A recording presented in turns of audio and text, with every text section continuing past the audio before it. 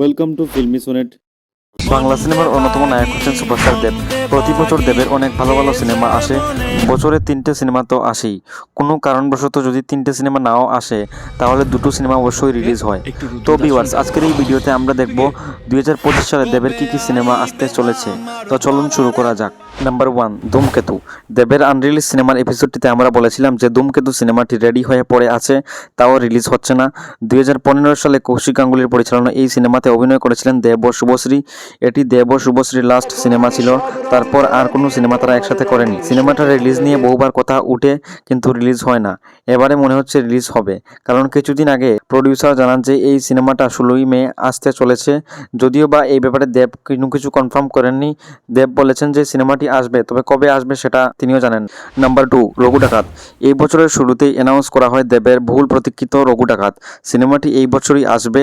2021 সালের গোলন্দাজের সাকসেসের পর সিনেমাটি অ্যানাউন্স হয়েছিল। এবার 4 বছর পর দেবের খাদান সাকসেস পাওয়ার পর এসবিএফ দেবের সাথে কোলাবরেট করছে এই সিনেমায়। সিনেমাটি পরিচালনা করছেন ধ্রুব ব্যানার্জি। এটি ইতিহাসের একজন ডাকাতের গল্প নিয়ে তৈরি হবে।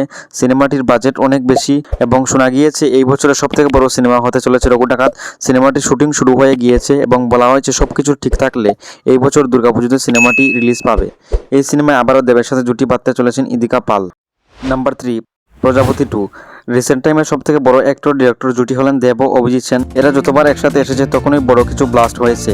এই সিনেমাটি 2024 সালে আসার কথা ছিল, কিন্তু দেব এই সিনেমাটি আগে না করে খাদান সিনেমাটা করেন। রঘু ডাকাতে শুটিং সেরে দেব এই সিনেমাটা শুট করবেন এবং আবারও দেবের সাথে মিঠুন চক্রবর্তীকে দেখা যাবে এই সিনেমায়। এই সিনেমাটি কলকাতার পাশাপাশি লন্ডনেও শুটিং হবে এবং প্রতীক্ষা বলে যে সিনেমাটির নাম শোনা গিয়েছিল, সম্ভবত এটাই প্রজাপতি 2 হবে এবং এই সিনেমায় বাংলাদেশ থেকে তাসনিয়া ফারিনকে হিরোইন হিসেবে দেখতে পাওয়া যেতে পারে। সিনেমাটি এই বছর ক্রিসমাসে রিলিজ হওয়ার চান্স রয়েছে। নাম্বার 4, চাঁদের পাহাড় 3। মাগো আমার প্রণাম নিও, আবার আমি জঙ্গল ছেড়ে জনজীবনে ফিরেছি। এই সিনেমাটি আসার সম্ভাবনা রয়েছে 2026 সালে। 2018 সালে শঙ্কর নেক্সট অ্যাডভেঞ্চার বলে সিনেমাটির ঘোষণা করেছিল এসবিএফ তাদের আপকামিং লাইনআপের সাথে, কিন্তু সিনেমাটি এখনও ফাইনাল পর্যায়ে যায়নি। সিনেমাটির রাইটিং লেভেলেই রয়ে গেছে। এসবিএফ মার্কেট ঠিক নেই বলে সিনেমাটা শুরু করছে না। খাদান সাকসেসের পর রঘু ডাকাত, এবং রঘু ডাকাত যদি 15 থেকে 20 কোটি আয় করে তাহলে খুব বেশি চান্স থাকবে চাঁদের পাহাড় 3 সিনেমাটা শুরু হওয়ার। Number 5, untitled. এরপরের যে সিনেমাটা আসতে পারে সেটা হলো অরুণ রায়ের লেখা একটি সিনেমা। বাঘা যতীন করার পর পরিচালক অরুণ রায় ডিসাইড করেছিলেন যে দেবের সাথে তিনি আর একটা সিনেমা করবেন। যেহেতু তিনি মারা গিয়েছেন তাই সিনেমাটা অন্য কেউ পরিচালনা করতে পারে। দেব একটি ইন্টারভিউতে বলেন যে খাদান সিনেমায় তিনি তো ক্রিয়েটিভ ডিরেক্টর হিসেবে ছিলেন, তাই নেক্সট টাইম তাকে হয়তো বা ডিরেক্টর হিসেবে দেখা যেতে পারে। যদি এমনটা হয় তাহলে সেটা অরুণ রায়ের লেখা এই সিনেমাটাই হতে পারে। দেব নিজে একজন সুপারস্টার হয়ে অভিনয়, তার সাথে তারই পরিচালনায় সেই সিনেমা, ব্যাপারটা বেশ ইন্টারেস্টিং হবে। সিনেমাটা 2026 সালে আসতে পারে। A few moments later.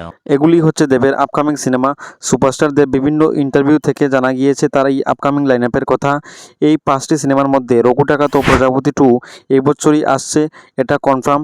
আর বাকি 3টে 2026 সালে আসার খুব বেশি চান্স রয়েছে। একটু রুদ্রদার সঙ্গে দেখা করো। এখন এই পর্যন্তই, দেখা হচ্ছে আগামী ভিডিওতে। সমস্ত লেটেস্ট আপডেটসের জন্য চোখ রাখুন এবং সাবস্ক্রাইব করুন ইউটিউব চ্যানেল।